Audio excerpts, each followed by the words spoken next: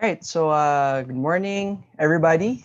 Welcome to our student webinar series, Discovering Connections, Connecting Discoveries, an introduction to the new online resources of the UP system.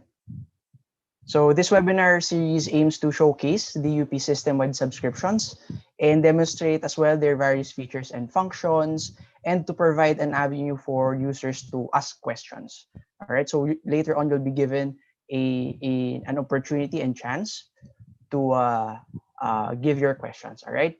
So as you've noticed in the announcements, this series consists of 8 sessions, and each of these sessions would be presented by our reference librarians. All right. So alongside our team, we would like to acknowledge as well the presence of our head librarian, Ms. Rizalyn Vijanio, Head of the Information Services and Instruction Section, will also be answering some of the questions that you would be providing, as well as other comments and issues. All right? Okay, so moving on, as we navigate the challenges of this pandemic and shift to distance education, there is a need to revisit the paths by which we access our university's information resources and reiterate the need for academic integrity. So having said that, our session for this morning is entitled Exploring Gateways to Online Resources and Academic Integrity. But obviously, just like in any other webinar session, let's have a quick reminder of our webinar mechanics. All right. So first off, we will be recording each webinar session for documentation, evaluation, and dissemination purposes. Please note that by attending the webinar, you are permitting us to use any form of participation for such purposes.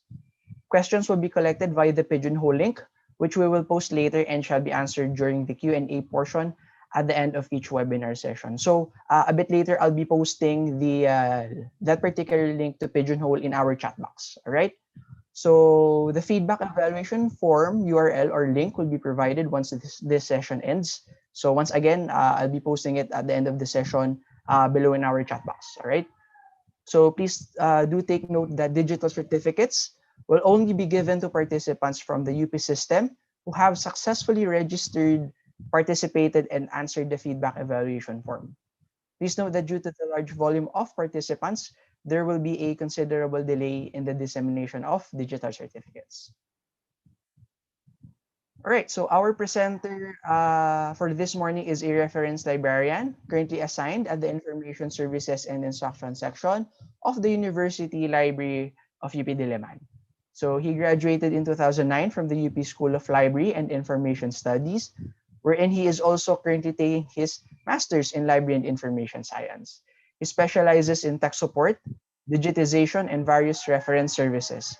His interests include information security, computer hardware, and library management. So everyone, please welcome Mr. Arthur Brian Mariano. Morning.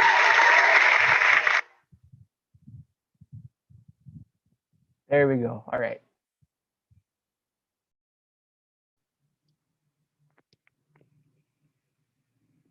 Hello, good morning. So I won't be able to hear you guys, but I will be able to see your reactions. So if I ask you something, just give me a thumbs up or a clap or whatever reaction you want. Okay? Okay. Now, lots of thumbs up. Nakapag-agahan na po ba sila?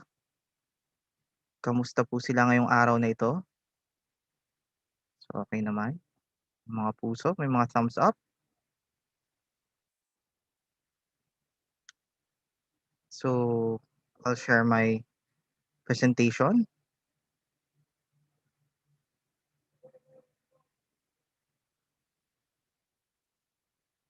Hold on, please.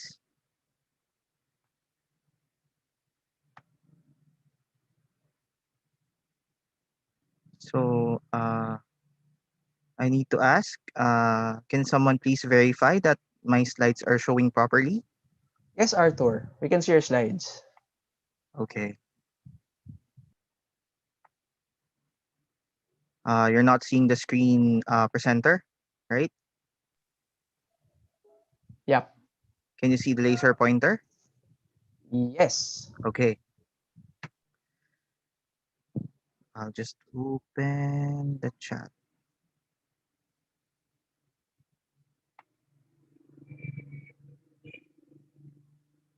Okay, so I don't have space for the chat. If AB, just prompt me if you want to tell me something or yeah. All right, no problem.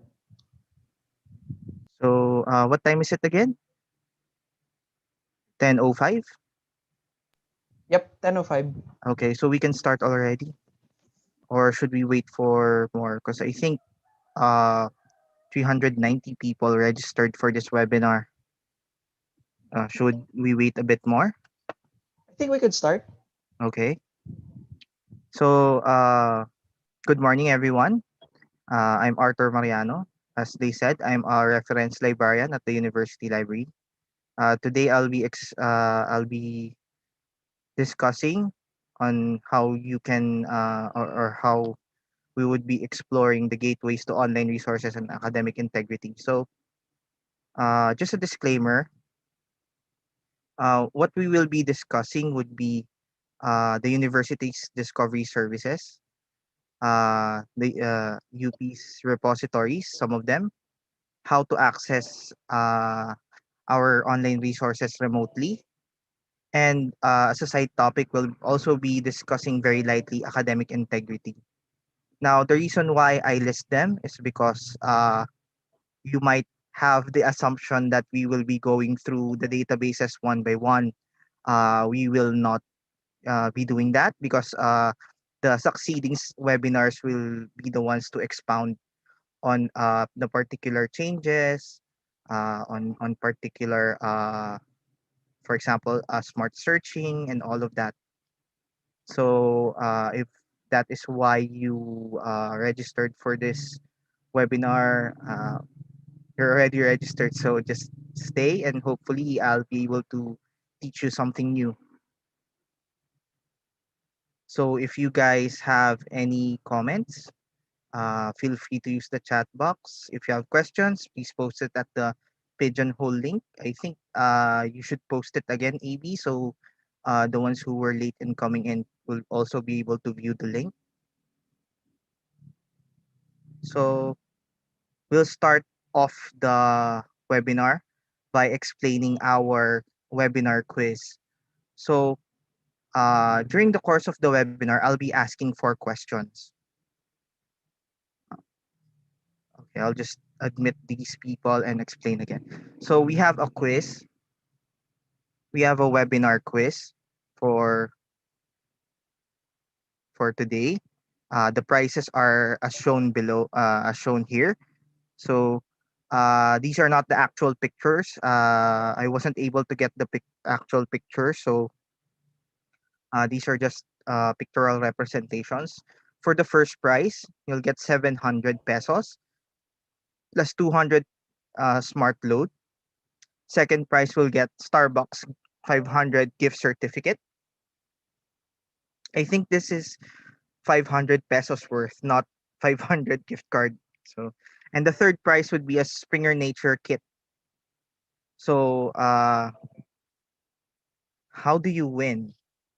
Uh, so the mechanics will be simple. During the course of my presentation, I will be posting questions, four of them. These are multiple choice questions. Just take all of your answers and form a code. So that's a four-letter code. For example, LOVE, love, or some other four-letter code. And then type the code in the Zoom chat box. But before you do, just wait for the tag in the chat box. Answer now. So any answer before the tag answer now in the chat box will not qualify for the prizes. Will not qualify to win.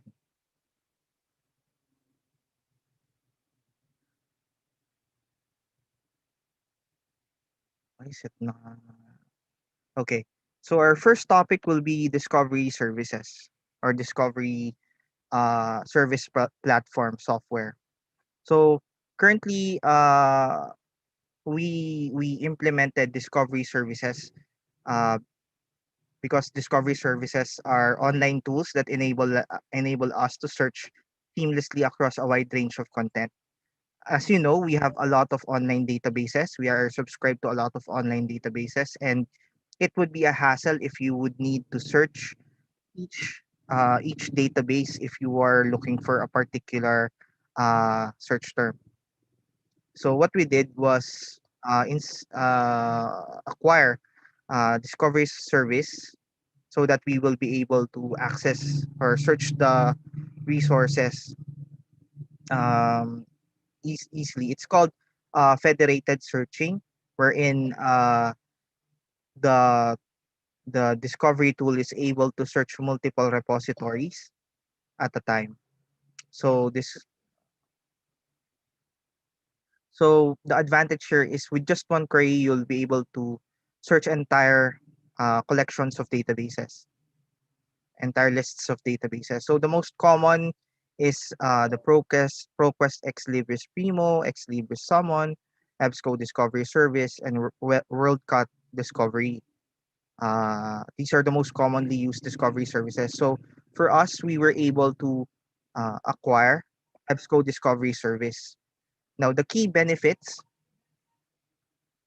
of this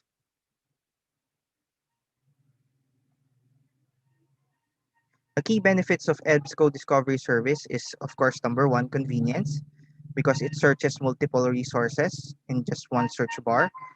Security, because it safeguards your credentials as you move from one database to the next.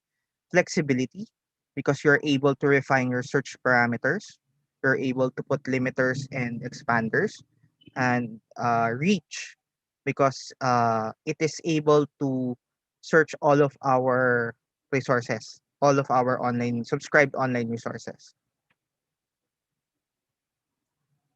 Now, the key features of the EBSCO Discovery Service, which we really like or which it does have, is number one, relevance ranking. It considers all available subject terms, including vocabulary and users' natural language terms from multiple sources. Intuitive search searches the way researchers think. Uh, they usually map out subject headings and create value rankings based on users' expectation of suitability, and query term adjacency. So it has research tools. It has links to citable authoritative summary articles for thousands of popular topics. And it also locates resources among a host of other resources. So I'll show you later the full search for full text or full text locator. And of course, our most favorite feature, it's customizable. So we can uh, put it as a plugin in whatever library website we have. So we can fiddle with it. So the easiest way to access the EBSCO Discovery Service would be to go to the university library homepage. Just go to mainlib.upd.edu.ph. Again, that's mainlib.upd.edu.ph. That's would be our homepage. So let me just zoom in a bit. So all you need to do is put your search term here and place here or select from the drop down box subscribed e-resources, then click search. After clicking search, you will be taken to this landing page. Now, by default, I'm just going to zoom in at the top. By default, the search criteria would be keyword, but then the search term, you can change this one. So just click on the drop down box and you can change it to keyword, title, or author. Now, this is just for basic search.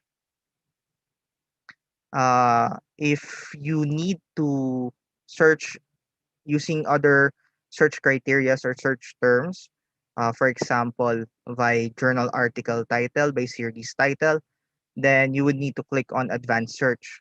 With advanced search, you can not only uh, change the search fields, you can also add additional search terms, additional keywords. You can search by using a particular mode or expander. You can apply related words. You can search the full text itself. You can search specific catalogs or specific collections. So everything I'll be showing you next, you can set it all here so that when you click search, uh, your search results will be as narrow as possible.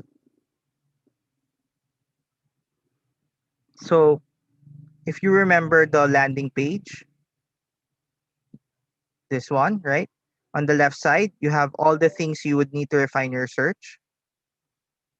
So you have your expanders, which are automatically turned on, and then you have your limiters, which are the things you need to manually check. So expanders are automatically set to on or are automatically turned on so that you'll get the most results when you search. And limiters are uh, by default turned off. So you'll get all the results. Then you can limit it. For example, you just want full text articles. You just want a certain publication year from a certain publisher. If you'll notice, I'm using screen captures just in case. I did this because the last webinar we had trouble with internet connectivity. So the pages didn't load and all that. So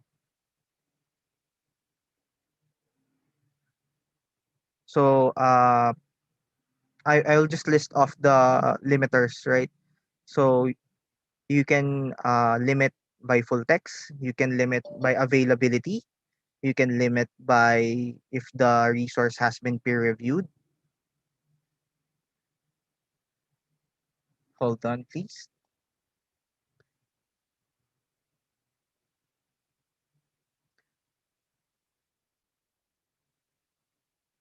There. You can limit by peer if the article has been peer reviewed. You can limit by publication date. You can limit by source type. You can limit by subject. You can limit by publication, by publisher, by language, by geography, by content, uh, not content provider. Okay, does everyone follow so far?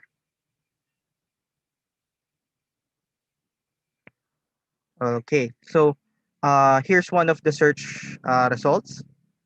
So if you click this one, the very long title link, it will take you to a summary page where you will be given all the viewing options as well as tools you would need, as well as all of the bibliographic data of the material. So it will also tell you what number it is from your search. So this is the fourth result of 29,805. Uh, it is the authors are affiliated with the University College London, UK. Now, so let's just go back.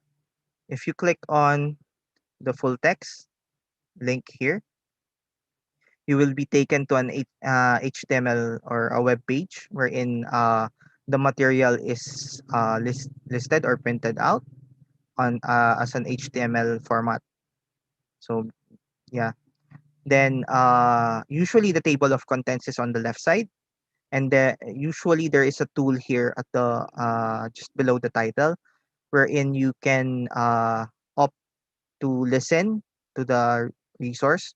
Some resources do not have this, but for those that do, you can even choose what accent you want to hear the material in. So going back, if you click on the full text, depending on your browser, some browsers would download the PDF and then view it on the browser. Some would open a new tab.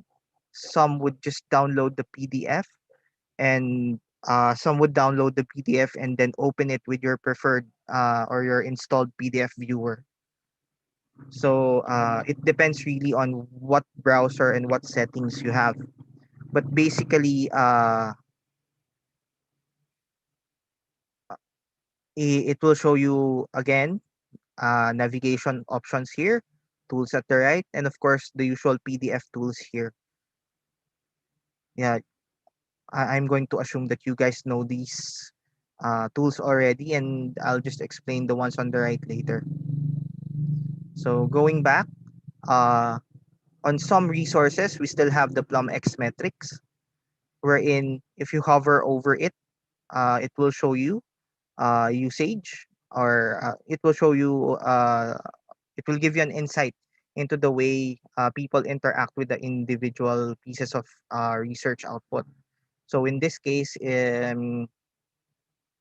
since it has a social media distribution, someone tweeted about it, someone shared it, 50, there are 57 comments, shares, and likes. And yeah, so common red flags here would be strong social media presence but no full text view, or a lot of abstract view but no full text views. So that the first one would mean that they have a marketing arm, that they promoted the material, but the material isn't really that good because nobody really reads the full text. And the second one, there are two possibilities. The first one is that the abstract is really, really good, that you don't need to read the full text anymore. The second would be uh, just by reading the abstracts, you're able to tell that the resource isn't what you're looking for or what it claims to be. Sometimes it's indexed a particular way, it's described a particular way, but when you actually read the material, uh, it doesn't give you what you think it's or what it claims to be researching. So this is what I was telling you a while ago. So in the cases wherein a particular item is not part of our collection, or we don't have uh, the database we are subscribed to doesn't have a full text of it, a full text finder will appear. This is a function of the EBSCO Discovery Service, and all you need to do is click it, and it will give you full text finders results. Now, just a disclaimer, it doesn't mean that uh, or just because it has a full text finder doesn't mean that it will give it to you for free. It just means that it will search for uh, the most convenient, or the easiest way to get a full text of the article. So sometimes when you click this, it's actually indicated here with the locks. So if it's open, the lock is open. So there is a full text here. It's open access most likely. If this is closed, it means it's restricted. Oh, lucky. All of them are unlocked. So moving on to the right side of the landing page, we see the tools listed here on the right side. Now, let's just make this bigger. So you can save it to your Google Drive, add to local folder, print, email, save. The save function here is actually for people with accounts with this one, save and create note, are for people with a separate account in the specific database they are exploring. Remember, EBSCO Discovery Service searches multiple databases. So whichever database the resource you are currently viewing is in, that's where it will save it and create a note. If you don't have a specific account there, then what you save and what you noted won't be accessible in the future. We do not encourage you guys to create accounts in different databases anymore because it's masyado siyang hassle. You'd be remembering how many? 20 plus, 60 plus username passwords. And it would be a very big cybersecurity or information security threat if you use the same password over and over.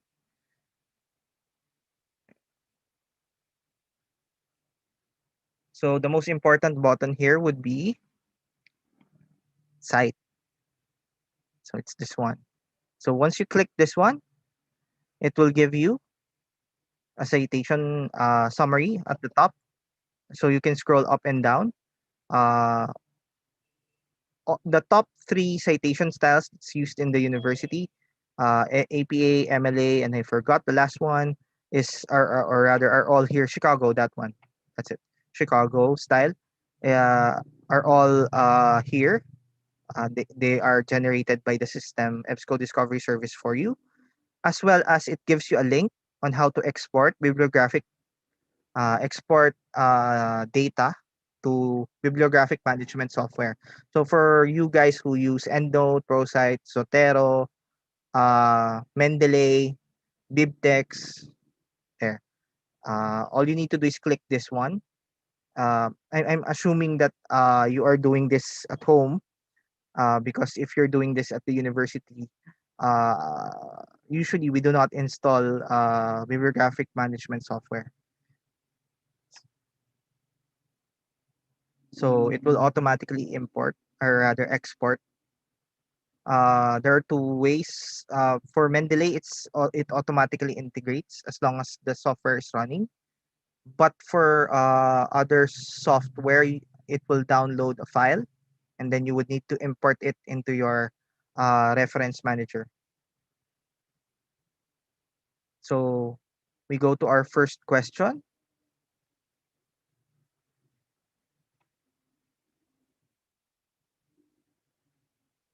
So no need to put it in the chat box. Just keep the letter of the answer. So this would be the first letter of the four-letter code. So whichever answer you think is right, then just keep that letter. And once we fill up or once we complete the code, then we'll proceed with the we'll proceed with the challenge, and then the challenge of uh, chatting it or encoding it and entering it the fastest. So the next discovery service would be something that we developed at the university library. Uh, it was developed and improved by our former university librarian, Sir Chito and Angeles. So this would be the Tuklas database, this Tuklas discovery service. So let me just zoom in on this.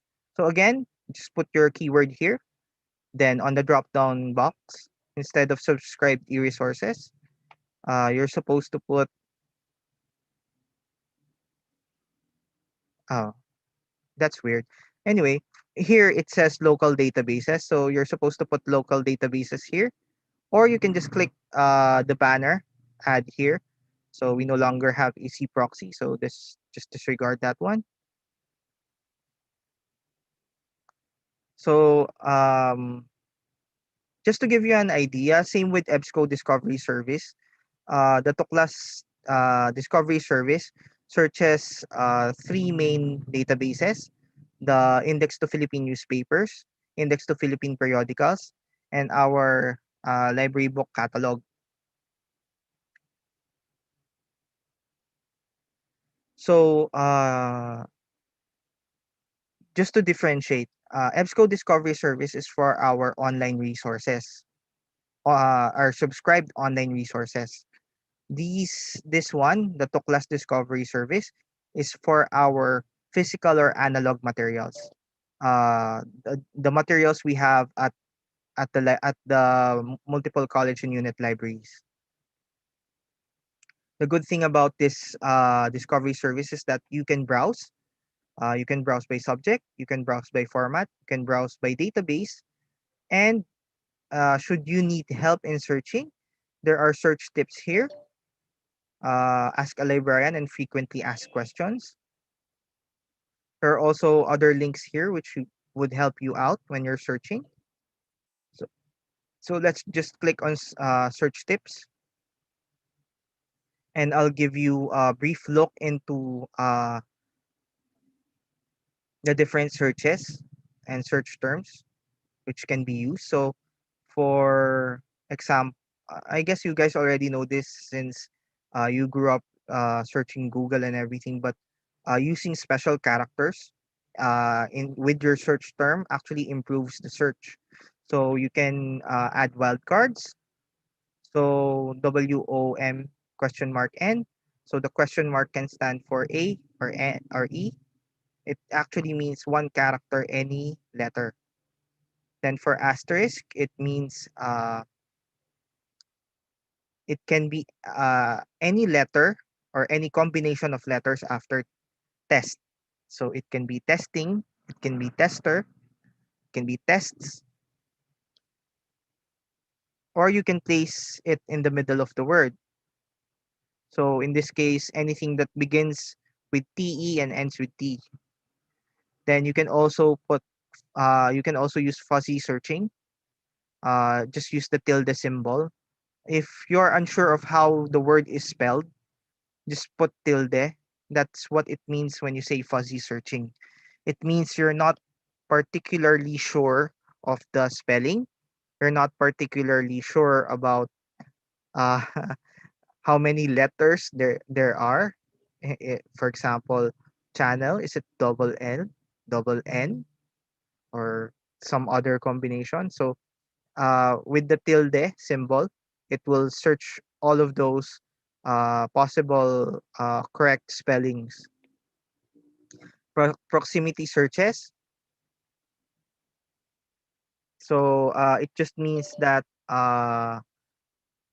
it's gonna search for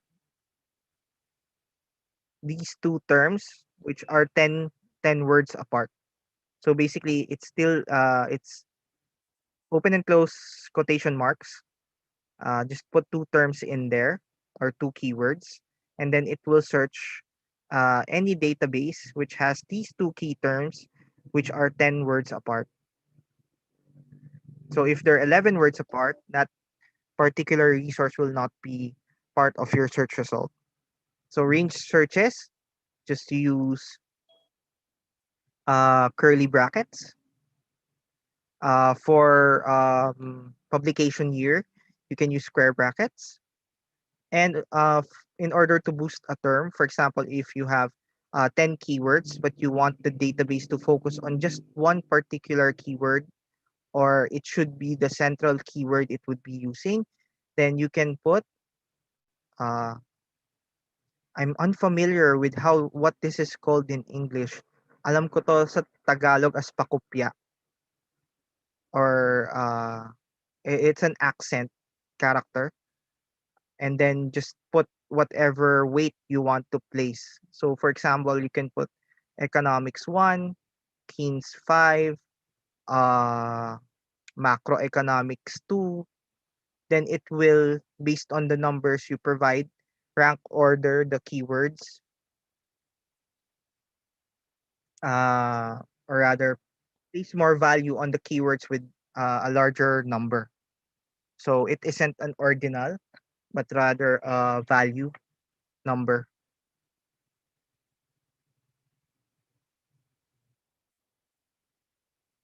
You guys can still follow me, right? Is everyone still there? Okay. Lots of thumbs up. So if we go back to a search result, since we've already searched for alchemy, it says it has uh, 61 results.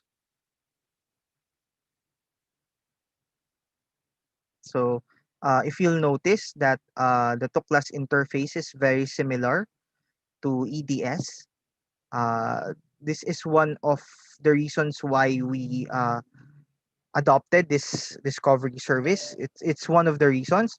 It's so that you won't get confused anymore. So all of the things you would need to refine or narrow your search is on the left side. Results are at the middle. Tools are on top and at the right side. So in this case, no tools on the right side. That's about all the difference there is.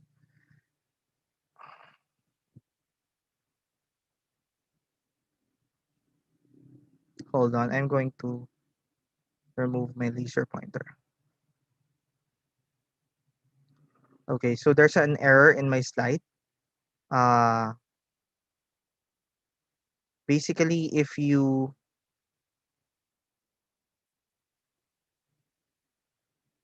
hold on, please, I'm just going to fix this.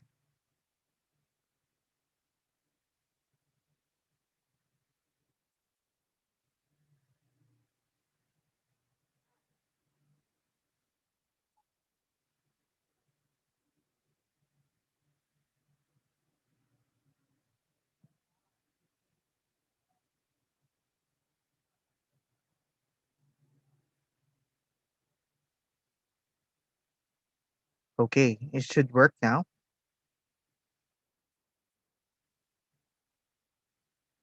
So, can any of my co-hosts verify that uh, I'm showing the slides in full?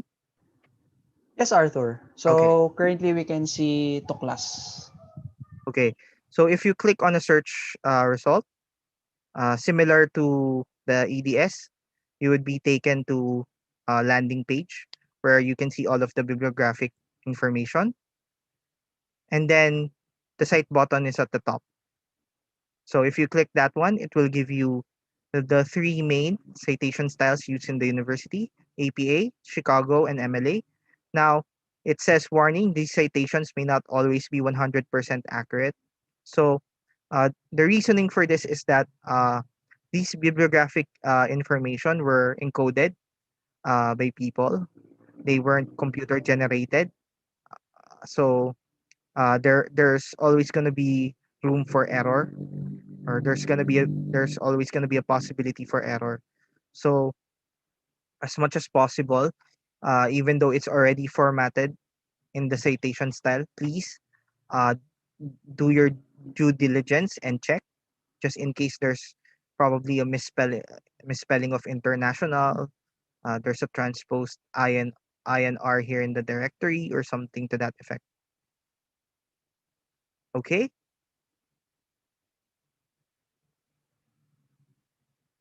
Oh, I think I lost that. Yeah, I can't see it anymore. Anyway, scrolling down, since this is the search result, so the top part, you can basically see all of the bibliographic information, right? If you scroll down, uh, for me, this is the most important part of the search result, which is the holdings. It will tell you specifically where the material is, where it is physically located. So in this case, it is located in the main library, information services and instruction section.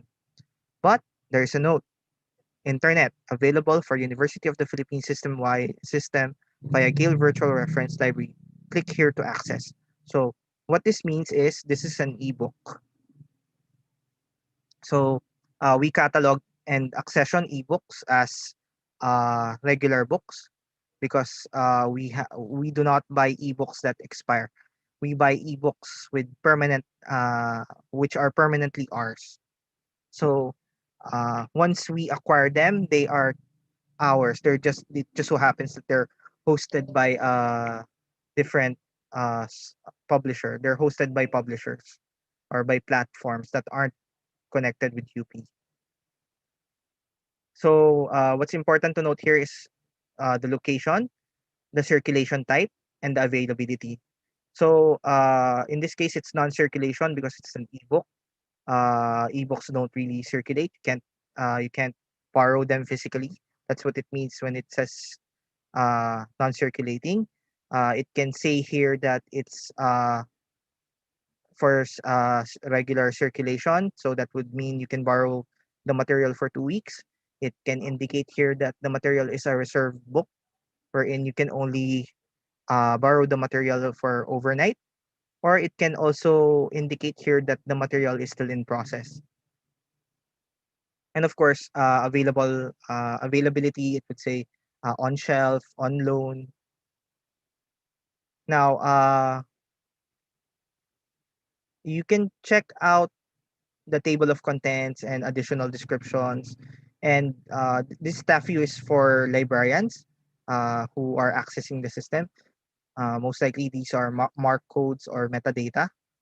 For table of contents, this is actually just available for ebooks. Most print resources don't have this yet. Uh, some colleges and unit libraries are uploading, but uh, so far it's not a common trend for print materials to have table of contents already integrated here. So please remember, Tuklas is ds.mainlive.upd.edu.ph. So DS means Discovery Service.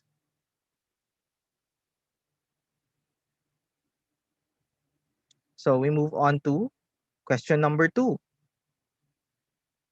So uh, I'm gonna give you guys like 10, 20 seconds to answer. I mean, it's not really that difficult. So what's the URL of the Tuklas Discovery Service?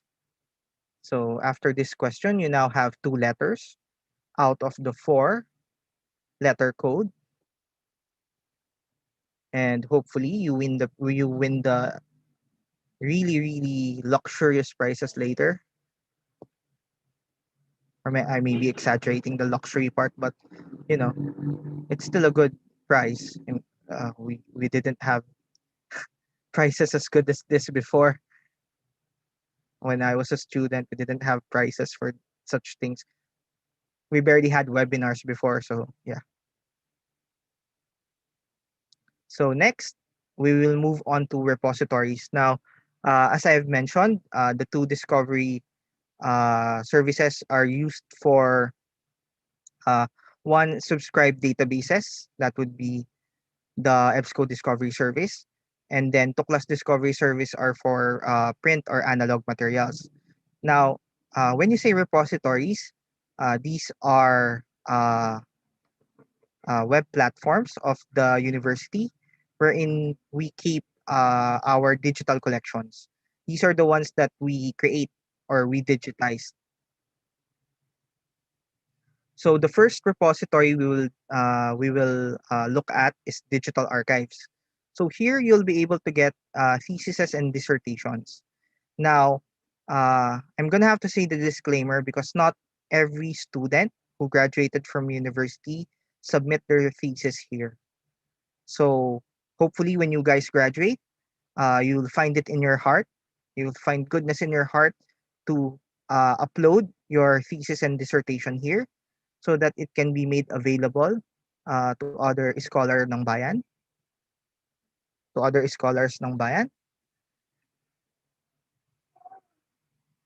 I think the most number of entries here is comes from School of Library and Information Studies.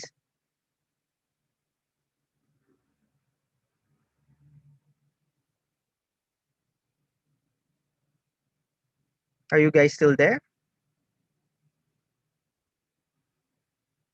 Hello, AB. Did I hang? Nope. You're all good. Is my slide moving to the next slide? Actually, what I see is digital archives. Oh, okay. My presentation has hanged. Hold on, please. Okay. For a moment, everyone. There. So the next repository would be discussing, or we would be previewing, would be open access repositories, or OARs. These handle rare books and periodicals digitized by the university. So most of these collections are located in the special collections. And since they are already very old, very brittle, very delicate, uh, we have already opted to digitize them. And since they're already digitized, we created a platform for it. So again, the usual searching methodology or procedure, you can search as phrase or as word. There's no need to log in. Everything is open access. Same with the only difference with this one and digital archives is that for digital archives, you can only view the full text of the material if you are logged in. In this one, the open access repository, you don't need to log in. Only staff are required to log in if we are going to upload a new material. So please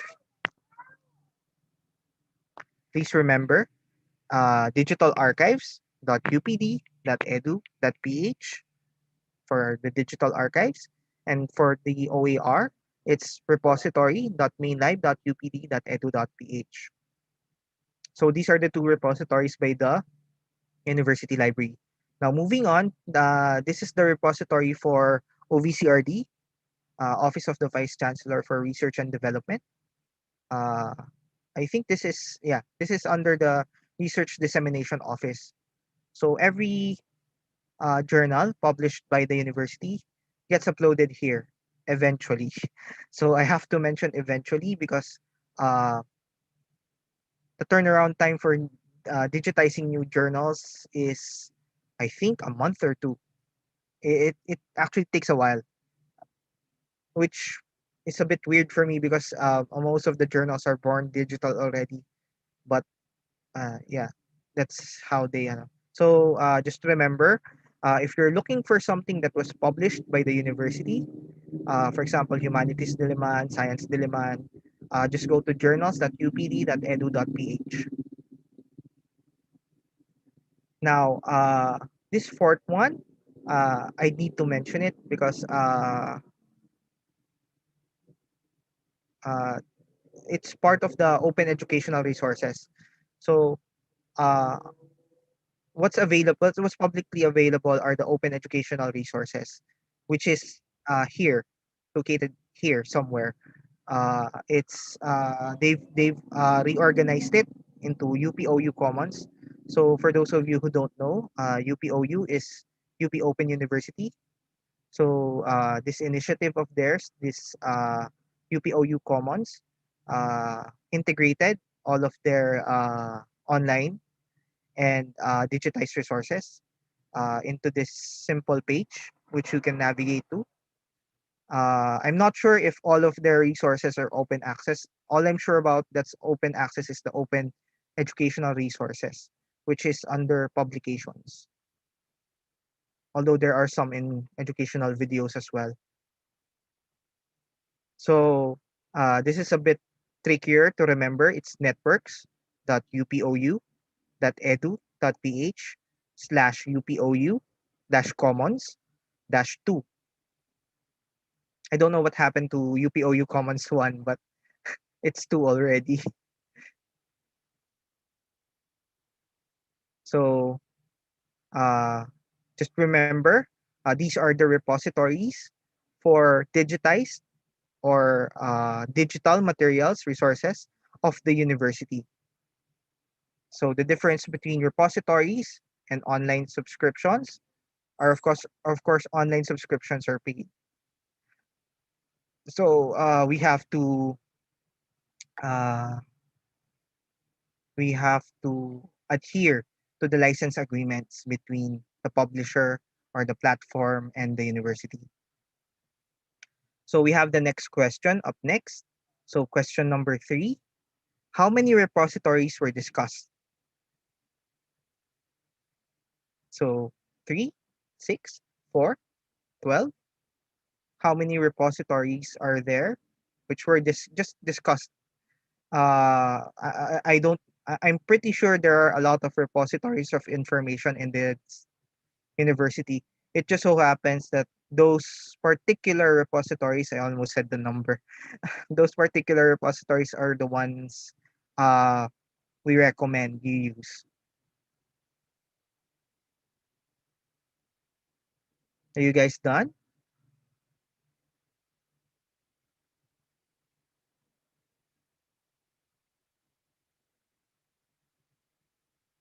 So again, for those of you who just joined us, you're not supposed to put the answers in the chat box yet.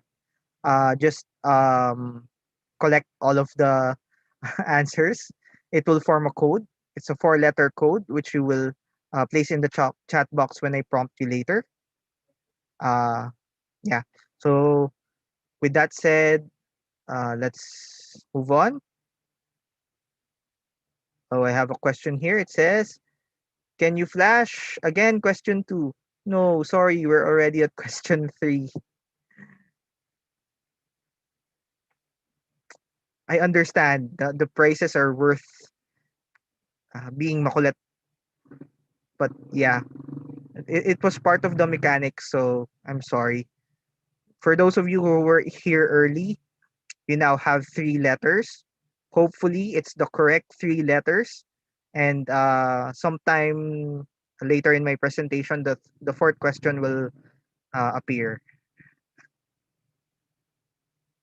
So the next would be how to access the online resources remotely or remote access. So we have already discarded Easy Proxy. For those of you who are still using Easy Proxy and are having a hard time logging in, it's because we're no longer subscribed to it. We stopped paying for the service and we shifted to Open Athens later last year. We tested it for a couple of months and we found that it's actually better since it allows almost, not almost, it allows uh, all of our, what do you call this? All of our databases to be integrated. Now, the good thing about this is it's linked to your UP Mail account. So if you still do not have a UP Mail account, please contact the computer center and get one. So it's not the at upd.edu.ph, it's the at up.edu.ph, that's the one that's powered by Google. It's a Gmail email. So yeah, you can actually watch the webinar again to get question 1 from YouTube. That's actually a good suggestion. I'm just not sure if you can do it while we're still live. So yeah, and we're not stopping the recording anytime soon. I'm sorry. The prices are really good this year. Uh, Actually, when they announced the prices, us librarians were like, "Can we join too?" Because 700 bucks is 700 bucks. Actually, they wanted the 700 bucks. I wanted the Starbucks card. Anyway, so if you open your email, so I anonymized my email for this presentation.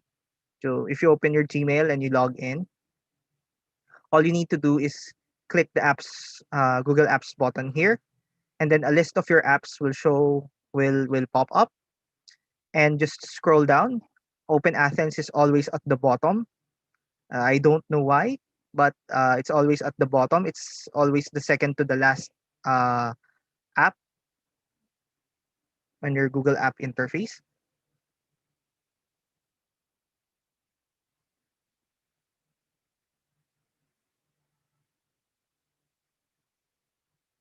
Yes, we will. So since there's a question in the chat, yes, we will keep the video in YouTube for as long as we can.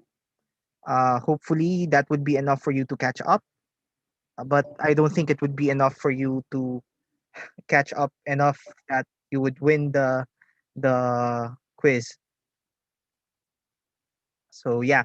Anyway, all you need to do is click on the Open Athens button, or remember, if you're using EBSCO Discovery Service, or rather, if you tried to access the EBSCO Discovery Service via, excuse me,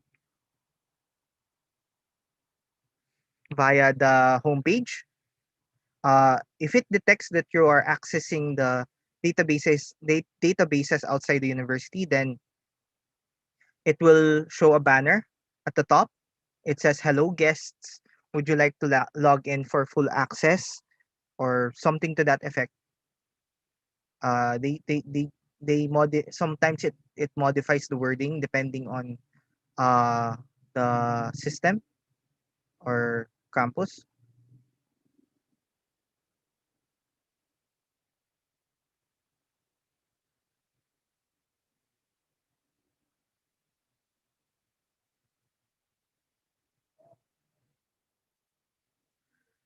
And you can also go directly to my Athens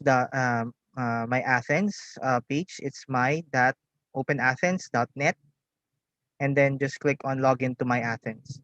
Then it will prompt you to log into your UP Mail account. If it doesn't, then just you'd need to enter your Google email details, your credentials basically. So once you've logged in, uh, all you'd need to do is enter a keyword here, and then scroll down and check every box of which collection you want to search. So it's a simpler form of or an expedited form of the Easy Proxy interface before. If you still remember Easy Proxy, you need to click on a particular database, then it will open up and then you will search. In this case, you can already search multiple databases and collections. And then you can also click Home, wherein all of our resources are listed. So we took the time to list all of them. So in case if you want to browse before searching, then you can just click on each resource or collection. Now, since Open Athens is relatively new, you would still be encountering errors every now and then, especially if you are moving in between accounts, between your personal email and your UP mail. There are also errors when you are currently logged into a particular database. If you created a profile there and you're logged in, and then you access it via Open Athens, it will have an error because you're actually using two credentials at the time. So with Open Athens, it basically pushes or requires just one credential for login. So if you have any problems, just uh, take a screenshot of the error, which is quite easy to do nowadays with the snip and the print screen, and yeah, and all those other apps that capture your screen. Uh, you can send us a video if you want to be more to give a more specific query. Then you can send it to libraryinfo.updiliman@up.edu.ph. Please identify yourself, uh, especially if you're using personal email, which we have no way of getting your information. I mean, we can reply, but we'd like to know if you're a student, if you're a graduate student. The more information you can give us, the more we'll be able to help you.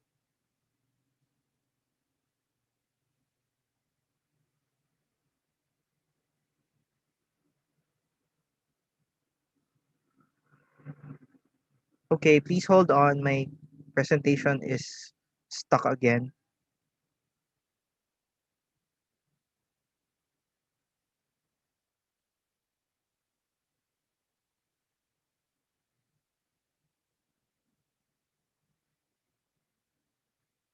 Okay. Okay. So since the UP mail is not handled by the library, or uh, uh, it's not controlled or administered by the library, please contact the UP Computer Center for any concerns you regarding your UP mail. So if it's just a problem with your UP mail, for example, you can't log in, certain messages were deleted, uh, things like that. Uh, the logout button is missing, or the apps button is missing. Anything with the UP mail interface or login credentials, you can contact the UP Computer Center. So here are all their contact information. You can also all of this information are available via their website, ucc.upd.edu.ph. Okay,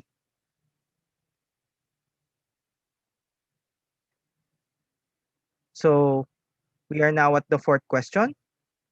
So, what remote access protocol do we currently use?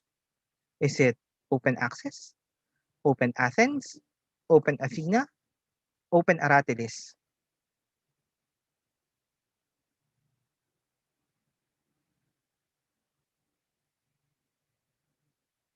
So, again, do not answer yet.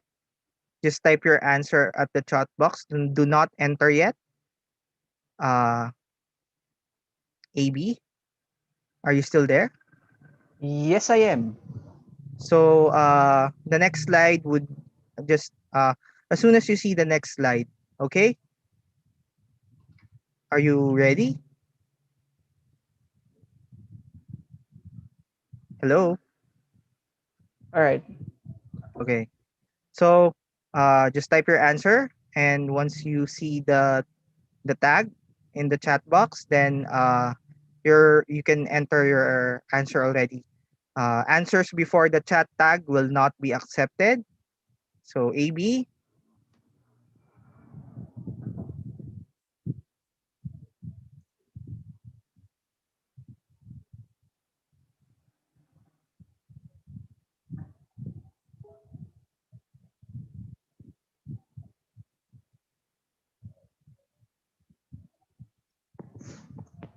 are they answering the chat? I can't Yes, seem they to are. open my chat box. I think they're putting their answers already, and then they'll await your proper code.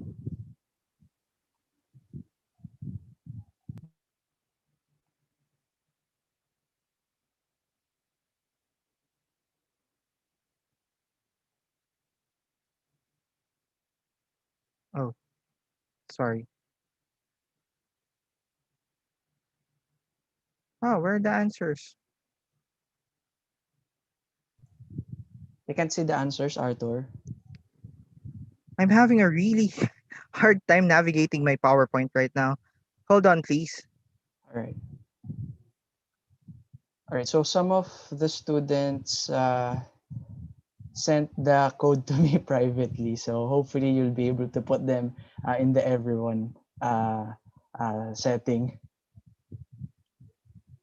So, yeah, unfortunately, that means that they do not qualify to win anymore All right. because the instruction said, yeah, put it in the chat box for everyone to see.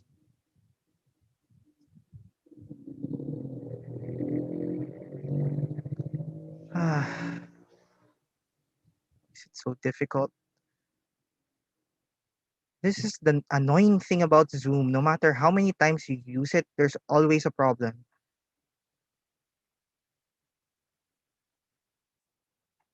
Okay, so I am now posting the correct code for so that everyone will know the answer.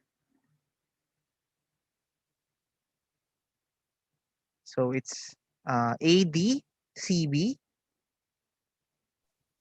All right. So let's see. So ADCB. Let's look for your tag so we can find out who won. ADCB.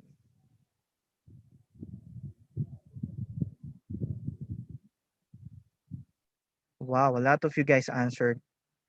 You really wanted to win. Where's AB? Where's your tag? I've It's been there. It's scrolling. in the middle because I've obviously been some of the students answered before I revealed the tag. okay. So ADCB. So we have three already. So it's uh just verify if I'm wrong. Jolimar Rodriguez, Okay, all right. Noreen Berongoy, Bernard Panabang. So the first prize winner would be Jolimar Rodriguez. Second would be Noreen, and the third one would be Bernard Panabang. Okay, for a moment, let's note that for a sec.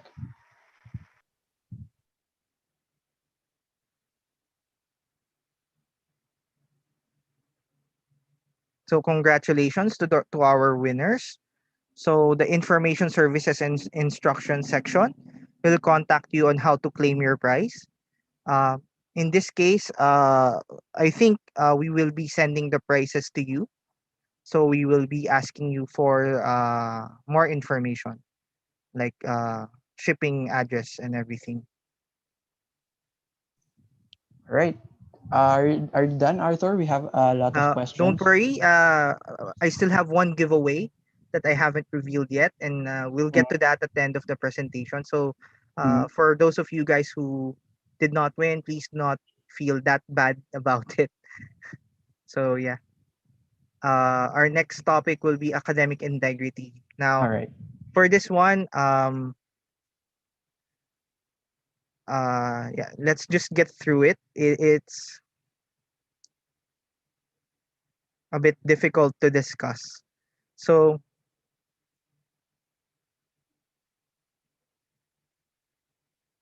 academic honesty. So if you search, why is it moving?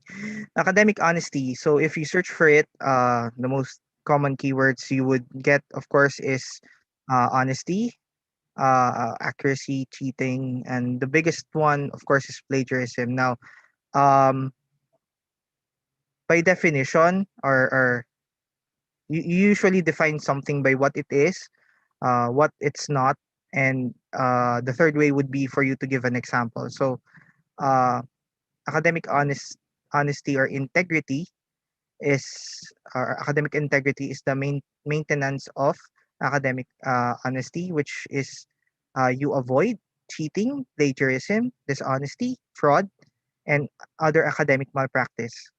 Now, the biggest thing or the gravest offense for us in the, of course, there nothing would beat physical assault, but for the academic world, for us creators, us writers, us academics, plagiarism, which is defined as the appropriation of another person's ideas, processes, results, and or words without giving appropriate credit. So this definition comes from the Student Code of Conduct of UP Diliman.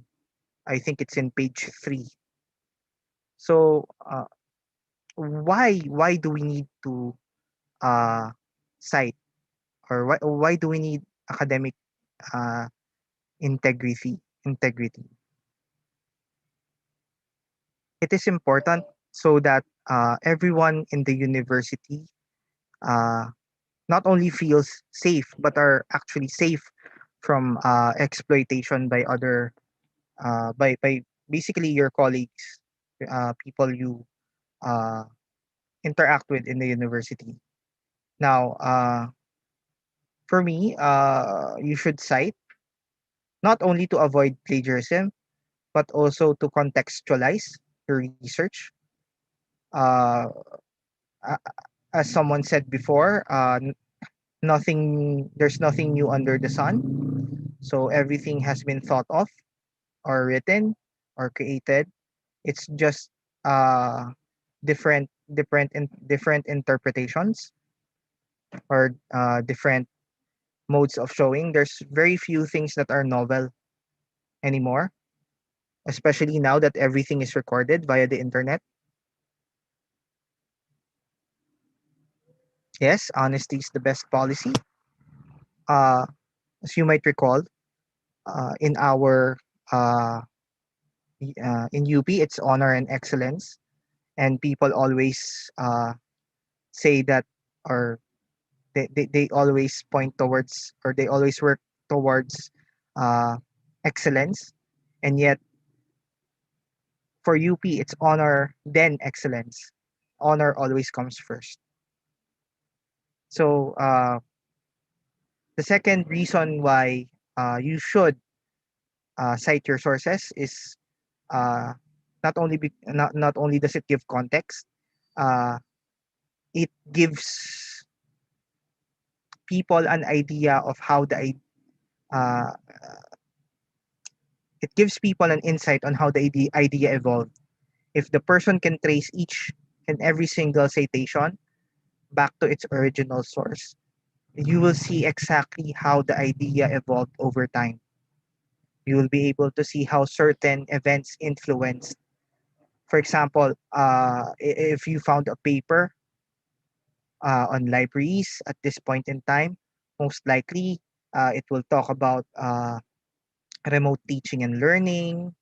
It will talk about distance education. A few years back, it would have talked about disaster planning because of all the strong typhoons we encountered. Uh, a few years more, it could be more along the lines of martial law, or freedom of expression, because your research does not exist in a vacuum. So the citation is important so that you'll be able to trace the evolution of the idea through time. So what this would mean is that if you can contextualize your research, if you can show how the idea evolved over time, then uh, and if you are able to cite all of the uh, how would I put it, relevant, I lean more towards relevant than related. It's just semantics, I know, but for me, relevant is the proper term to use. Relevant, if you cite all the relevant research, then your paper would be more persuasive because it would show. Why is it moving? I'm not doing anything. your your citation or references would show uh, both the strength and weaknesses of the arguments you are making. It would be the reader would be, or the researcher would be able to gauge the level of diligence you've put into the research, and if they see the veracity of your research, it's easier to persuade them along your patterns of thinking.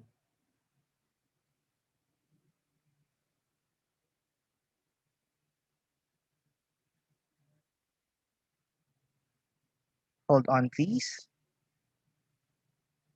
Okay, so it's now 11:12.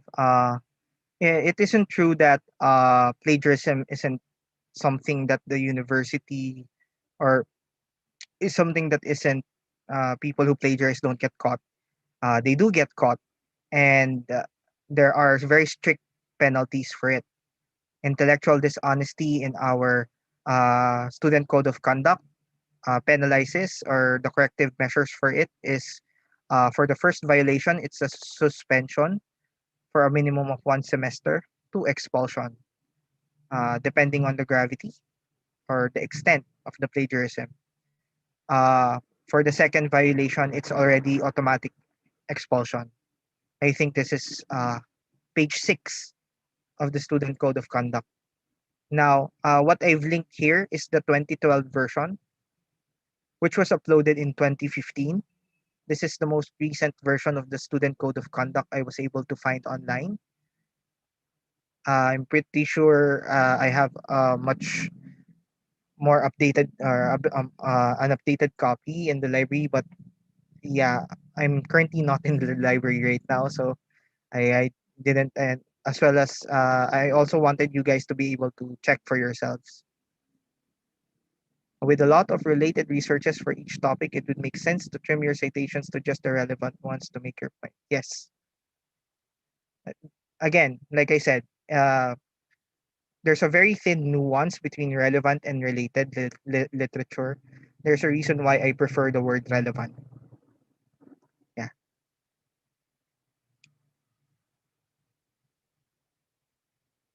So in order to help us with this, we have acquired Turnitin. So Turnitin is an originality checking and plagiarism prevention service that checks your writing for citation mistakes or inappropriate copying. It promotes academic integrity. It streamlines grading and feedback. It deters plagiarism and improves student outcomes. Now, our access to this is only for faculty. I think it's until November 30th of 2021. You may get your login credentials from your respective uh, CUs, uh, your university libraries, or designated admin for that particular CU if the admin isn't the library.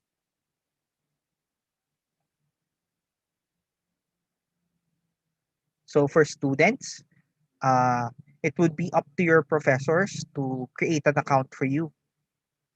Uh, this is based on your enrollment. So thank you for staying more than an hour listening to me babble on about gateways to online resources. So for those of you guys who stuck around, uh, in cooperation with DLRC, we are uh, encouraging you to sign up for a free edX license. Uh, edX is a massive open online course or MOOCs provider created by Harvard and MIT. It hosts online university level courses in a wide range of disciplines to a worldwide student body, including some courses at no charge. So just use this link, uh, provide provide all of the information necessary, and the license will be sent to your email. So the this form will ask you for an email, and then LRC will email you the link to the license.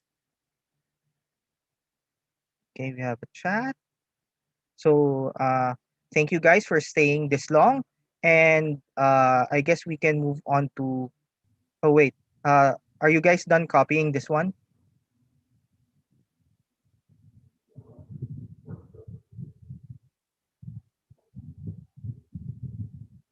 Not yet. Okay, All right. So after copying that, I think we can now move on to our hold on. question. So I'll s- yeah. I'll stop sharing. I'll put it in the chat. Okay. Okay. Go ahead. Oh, why can't I exit this?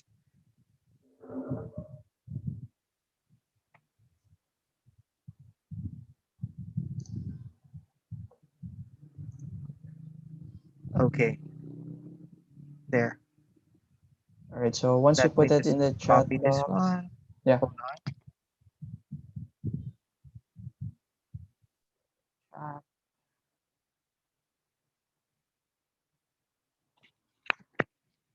There we go.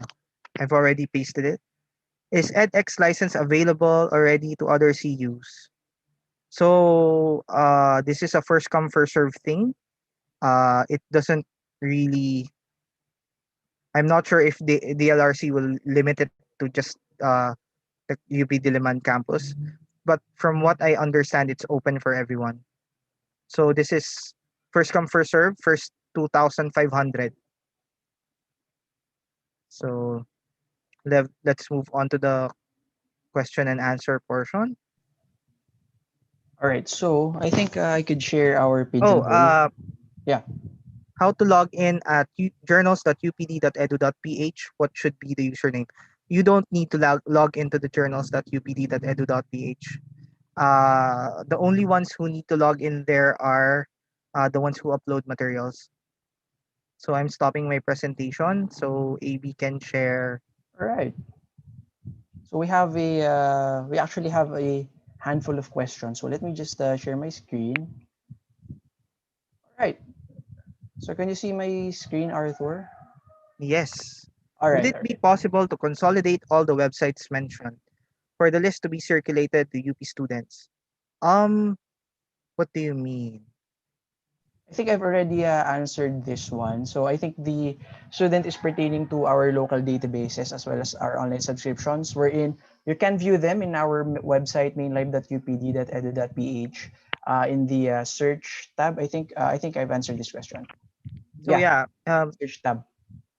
and anything that has to do with a list or a reference on all of everything I have talked about or will ever talk about in the library, Yeah. we uh, always post it or create a reference in our homepage, and we also post it in our social media. So please follow us. Our handle is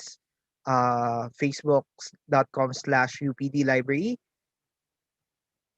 so you don't get left behind when it comes to announcements and all that. So which one should I answer? All right, so this one from Bernard. So can students from other UP constituent universities access in full the subscribed databases of UP Diliman? So for example, UPLB is coming from UPLB. So no, um, no, I'm sorry. So if the database is campus specific, then it will only be available in that campus. And if it's college specific, you would also lose access the moment you are no longer enrolled. All right, so So actually, the more yeah. restricted the database is, yeah, the harder it is, Mm. the All less right, so access you have. Miss Rizalin, so Miss Rai actually posted here the multidisciplinary databases which are accessible within the UP system. So you have them here. And Oh, obviously, their status and access points could be located at the main library website. All right. So next off, can we download full books from the Tuklas Live? If yes, how po? so no, yes and no. So no, because the Toklas Discovery Service um, is actually geared more towards our analog collections. Uh, yes, because we consider ebooks as a we catalog ebooks as books. So if you're full books, when you mean analog books, no. If you mean ebooks, depending on the database, yes.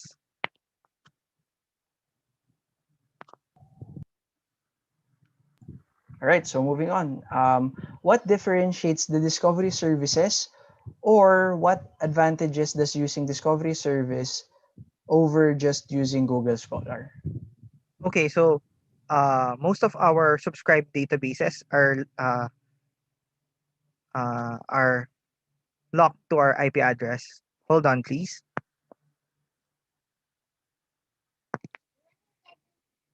Good morning. Okay, I'm sorry for that. My son just woke up. What was that again? All right. So this question: what Okay, differentiates discovery service from okay, Google Scholar? okay. So our subscribed online databases are locked to our IP address in the university. So um, Google Scholar cannot access full text articles, or it has limited access to full text resources. Unlike us, of course, we have subscription. So the advantage, I'm I'm hesitating a bit. I want to say that it's not actually Google Scholar, it's the Google search bar. You can actually still access or search, look for materials using Google search, uh, using the Google search engine. It will still, you will still end up in the same place. The problem is if you don't uh, access it via Open Athens if you're outside the university, or if you don't access it via our Wi-Fi hotspot inside the campus, inside your respective CUs, wherein the IP address is recognized by the databases, you won't be able to access the full text. That's basically the difference. If you recall, if you access a book from Google Scholar, or I think it was Google Books before, then it will only show you like 15 pages here, 10 pages there, then preliminary pages, then bibliography. For especially for our ebooks, which we have already acquired, we have perpetual licenses for. You can actually access the entire book. You can access the full text of all the articles. Uh, it's not, Mm. how All do I right. put it? Uh, because you're comparing two search engines, they are basically the same. You will end up in the same place. It just so happens that our discovery services have functions which will identify you as a student of the university, thereby giving you credentials, or giving your credentials to the databases so you can access the full text. That's all the advantage I can think of. Basically, the Google search engine is really good at looking for stuff, especially if you know how to use all of the special characters and wildcard searches and the fuzzy searching. Not much difference. How to access the ebooks po sa Tuklas? Our I next tried question. Yeah. clicking it, redirected me to the page, pero buy ebook nakalagay. So, in cases like this, this is most likely an issue with the Mm. platform. So please, again, like I said in of my slides, uh, send us a screenshot and email us at libraryinfo.updiliman@up.edu.ph. Uh, Most of these cases we can resolve in a couple of days, or actually in a couple of hours, as long as we can get in contact with the database provider. All right. So thanks for that answer, Arthur. So next off, can we? Okay. So can we request to have a copy of all the sites that will lead us to the different UP libraries? Okay. So similarly, I've answered this one previously. You can view all of the websites at the main library website, as well as for UP Diliman, all of the contact information for the various unit libraries are readily available there. So you just need to find the contact information tab. And obviously, for our UPCUs, obviously you need to visit their main library webpage as well. Okay. So next off, So for those yep. asking for lists and guides and all that, every single library in every single CU has a list. It's usually, for us, it's embedded in our homepage. Most likely, it's also embedded in the homepages of other libraries and other CUs. So all you'd need to do is visit it, and everything would be there. Everything is laid out. Everything is arranged. If you're having difficulty with it, then you can contact your librarian, your home college librarian, to help you out. All right. So that's the right thing to do. First and foremost, contact your respective college librarians. All right. So next up, is the digital archives service also available for other UPCUs? So it's open access. It's an open access platform, but I'm not sure if you're able to get an account yet, as or rather as of now. I don't think it's available to others. The login credentials aren't available yet for other CUs. I think that is the next phase of the deployment. So All right. So Miss Rice actually answered this one. So yes, you can access it. However, some of them are full text content, some of them are not. But basically, the thesis and dissertations are only limited to UPD students. All right. So hopefully that answers that particular question. So I'll next just off, yeah, expound a bit. yeah, go When ahead. you submit thesis and dissertation to the digital archives, it asks you on what type of access you would want to give. Now, I personally gave full access, so it's accessible to whomever can access the digital archives platform. Now, there are some people who didn't opt for that.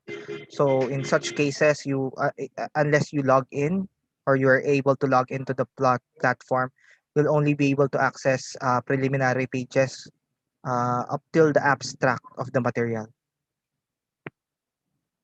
I'm not certain if they're allowing others to use credentials already. Mm. All right, so thanks for that added information, Arthur. So, moving on. So, this one is a question for UPOU, I believe. So, how do we request Open Athens? Um, you don't actually request it. It's automatically integrated into your UP Mail account. So if you don't have a UP Mail account, just contact or coordinate with the UP Computer Center.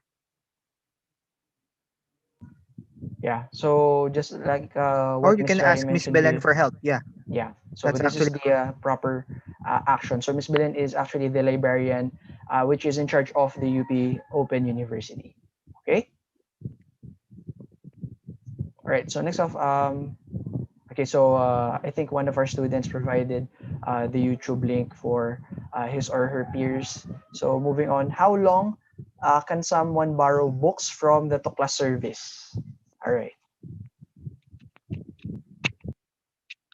regular circulation books are you can borrow them for 2 weeks. Reserve books overnight. So let's see. Ebooks depending on the platform.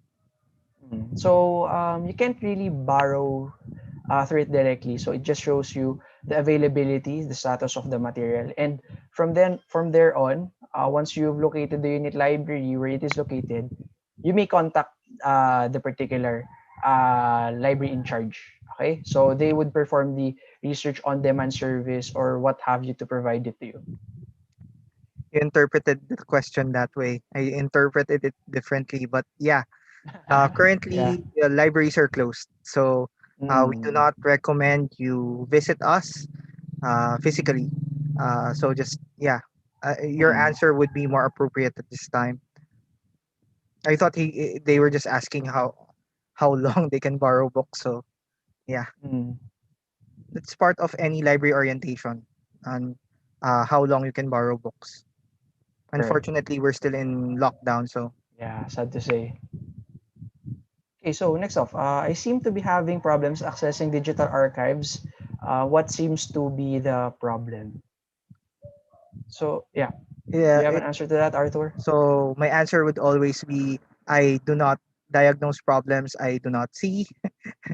So um, please again send us get a screenshot, record all of the pertinent information, and then send it to libraryinfo.updiliman at up.edu.ph, and we'll try to help you out. Yeah. And additionally, you may email the University Archives Division directly. So I indicated um, the email. Oh wait, sorry. So that's not their email. So yeah, you can send it to us, and then we'll forward your issues to the Yes, it is University Archives archives dash Division. main live. Ah, yeah. Okay, so that's it. It just move to the next line. It's archives-mainlive.updiliman at up.edu.ph. So All right. since the digital archives is under the University Archives Division, so they would be it, it's okay if you send the question to us. We'd still try to help you out. We'd just most likely ask you the university archives anyway. So yeah. All right. Definitely, we'll still answer those questions now if you bring them to us.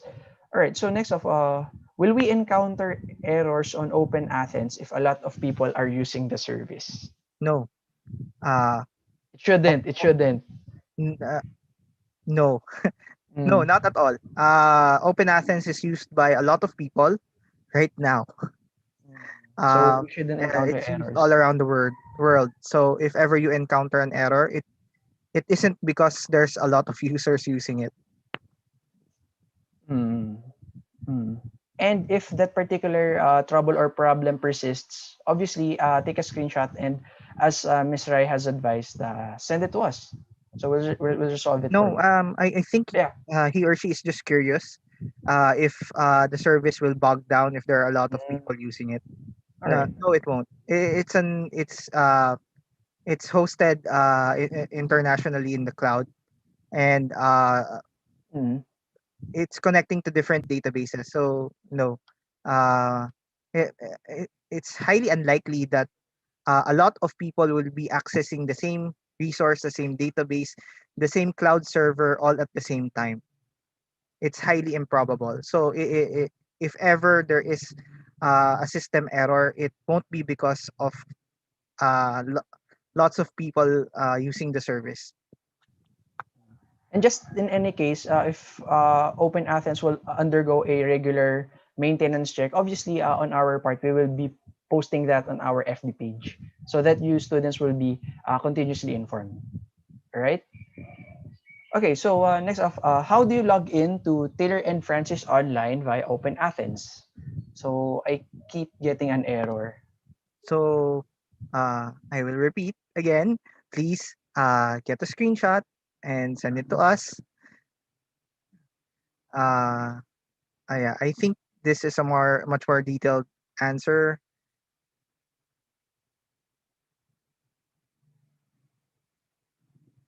Yeah. So you can email us or you can contact your home college library and ask for assistance.